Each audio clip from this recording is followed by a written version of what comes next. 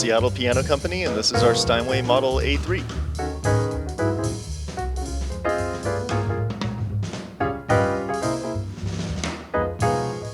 This A3 was produced in 1925, which is right in Steinway's golden era of production, and it's undergone the most extensive restoration that I've ever been a part of, so let's check it out. To properly restore a piano, especially a Steinway, it's countless hours and tens of thousands of dollars, and I can attest that no expense has been spared on this restoration, and I'll elaborate a little bit more in a moment, but this is truly a one-of-a-kind piece. Starting with the cabinet, it's been totally refinished. This is a closed pore ebony satin finish. It's been hand rubbed to get that satin look to it. That's how they would have done it back in 1925. Very period correct finish. It looks beautiful. I sent this one out to be refinished, but I have refinished a ton of pianos in my life. And kind of with that experience, something that you kind of have to deal with is you're shooting for perfection, but there's no such thing as a perfect finish. But having said that, looking at this is about as good as it gets. They did a really beautiful job on this one. Not only did they refinish the cabinet, they also went through and replated all of the hardware. So as you're looking at the hinge up here, the pedals, it all looks like brand new metal, but it's not. This is all from 1925, but it's been replated with a fresh coat of brass. So really pops, looks beautiful. Looking inside of this piano, it's been completely restrung. So we have brand new German wire for the plain wire here, and then we have hand-turned bass strings up here in the bass register. The soundboard on this is really special. When they went through and they refinished the soundboard, they also did a light bleaching, which kind of brought back the natural lightness of the wood. Over 100 years or so, like this piano, the wood starts to brown a little bit. This looks like a brand new soundboard. Another thing that this soundboard has going for it, a soundboard can crack and it can be repaired and it can have no bearing on the tone. It can still sound great, the repair's done well, all of that.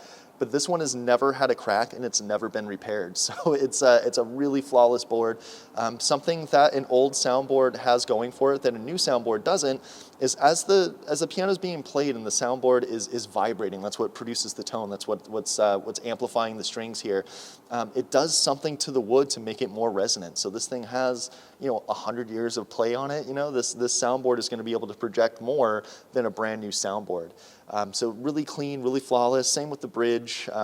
You really want to kind of look at where the pins enter the bridge and make sure that there's no cracks coming out of it. That can have a big effect on tone and not a positive one, unfortunately. But this bridge is flawless. It's beautiful. Again, with some of this hardware, the plate was totally resprayed with a gold lacquer.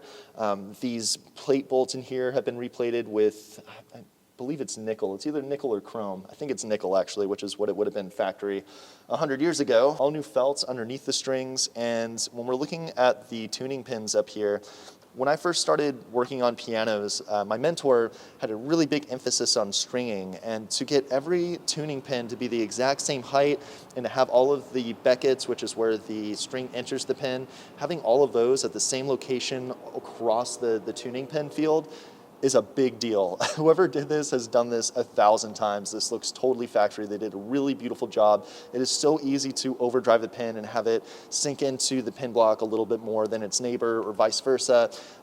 This wire doesn't want to do what you want it to do when you're stringing it. It's really thick, it's been in a coil, so when you're trying to manipulate it and kind of get it over the soundboard and over the hitch pins and on the bridge and stuff, it doesn't want to stay there. It wants to pop out. It wants to go back into that coil shape. So just having the skill to really get this stuff to behave the way that you want it to behave and manipulate it and kind of get everything straight like this, it really, I can't say enough about how clean and how factory this looks. So whoever did the stringing on this, A+. It also has brand new A-graphs there, which is going to help with tuning stability. The block of wood that these pins go into is called the pin block, and you can get them in kind of varying degrees of quality. This one was made by a company called Bulldog, and to my knowledge, they are the best pin blocks in the world, and that has been a big deal for tuning this piano. When I tune this, the pins just, they move really easily. They're tight, but they move and they render really easily, so it's easy to control the tone as I'm tuning this.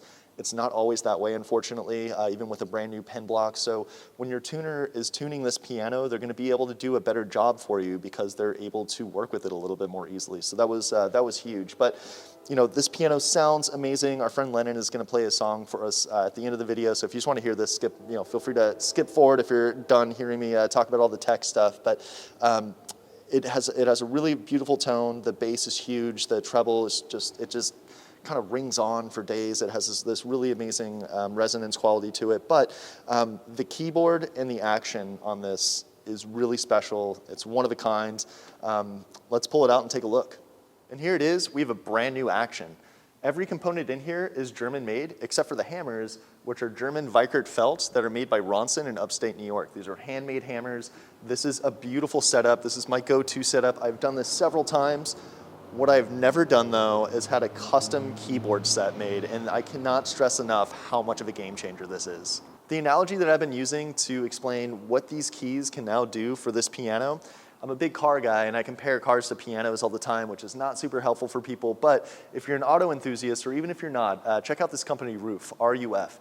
RUF is this company based in Germany, and what they do is they take the Porsche 911 and totally remanufacture it to be a completely different car. But it still looks like a Porsche 911, which is one of the coolest looking cars ever made, in my opinion. It's not something that needs to be messed with. But they remanufacture the frame, the suspension, the engine. Anything that makes the car feel and handle the way that it does is totally redone, and they're making it into a modern day supercar, essentially.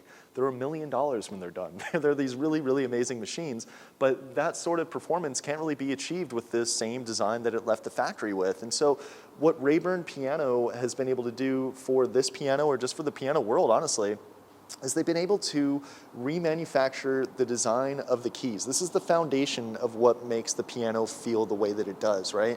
And so in 1925, when Steinway made this piano, they didn't have access to modern technology that we have access to now. We have like all of these charts and this like analytical software and these measuring devices that allow us to make a key perfectly balanced on a keyboard. This keyboard was made specifically for these parts. So the way that the key is balanced on the key frame, the weights that are inside of the key, all of that stuff is done to a modern standard. If you watch this channel a lot, I do a lot of stuff with Yamaha. I really enjoy working with Yamaha. I think that they're an amazing company, amazing design, amazing quality. But part of what makes them so amazing is how they feel. I mean, their actions feel better than any other piano out there, in my opinion. They perform so well. I mean, that's pretty objective. But anyway, when I'm restoring a Steinway piano, I don't want to change the way it looks. I want it to sound like a Steinway still, but I want it to feel to the best of its ability.